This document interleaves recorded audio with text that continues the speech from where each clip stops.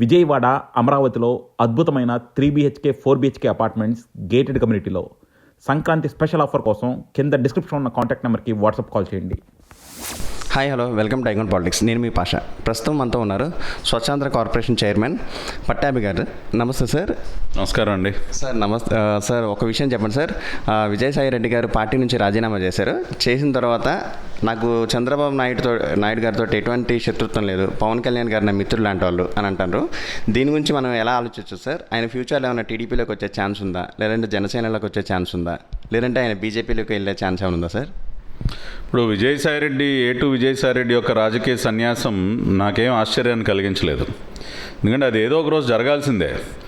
జగన్ రెడ్డి కానీ విజయసాయిరెడ్డి కానీ ఇటువంటి వ్యక్తులకి భారత ప్రజాస్వామ్యంలో రాజకీయ వ్యవస్థలో ఎటువంటి స్థానం ఉండకూడదు, ఆ స్థానం కల్పించకూడదు. కాబట్టి మొన్న జరిగినటువంటి ఎన్నికల్లో వాళ్ళ యొక్క తీర్పును వారు ఇచ్చారు.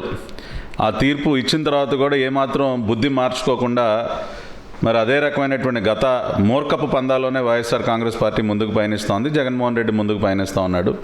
కాబట్టి ఈ పార్టీ కాలగర్భంలో కలిసిపోవడం ఖాయం, ఇక మనకి రాజకీయ భవిష్యత్తు లేదు అన్న ఒక నిర్ణయానికి వచ్చి రాజకీయ సన్యాసం ప్రకటిస్తున్నటువంటి సందర్భంలో ఏదో కొన్ని సన్నాయి నొక్కులు కూడా నొక్కాడు.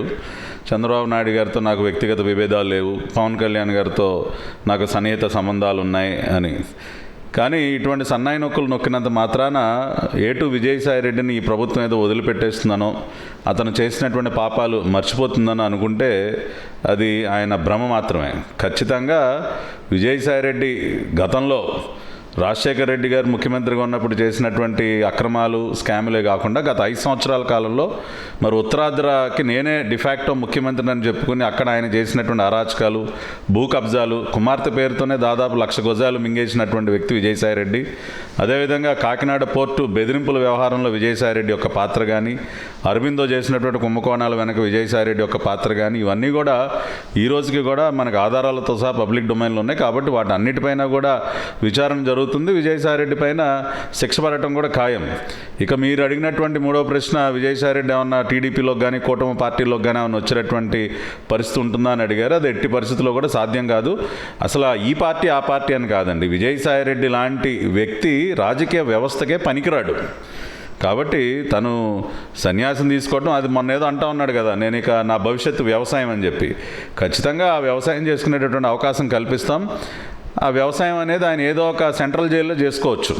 ఇప్పుడు ఎందుకంటే ప్రతి జైల్లో కూడా ఖైదీలతో కూరగాయలు, పళ్ళ మొక్కలు అన్నీ పండిస్తూ ఉంటారు, తోట పని చేయిస్తూ ఉంటారు. కాబట్టి ఆ రకంగా విజయసాయిరెడ్డి గారి కోరిక నెరవేరుస్తాం. ఆయన ఏదో ఒక ఇప్పుడు ఉన్నటువంటి అనేక కేసులు ఆయన జైలుకి వెళ్ళటం ఖాయం. కాబట్టి అలా వెళ్ళిన రోజున ఆయన మక్కువ తీర్చుకునేటటువంటి అవకాశాన్ని ఖచ్చితంగా మేము కల్పిస్తాం. కాబట్టి ఆ రకంగా ఆ పనిలో నిమగ్నం ఉంటే బాగుంటుంది.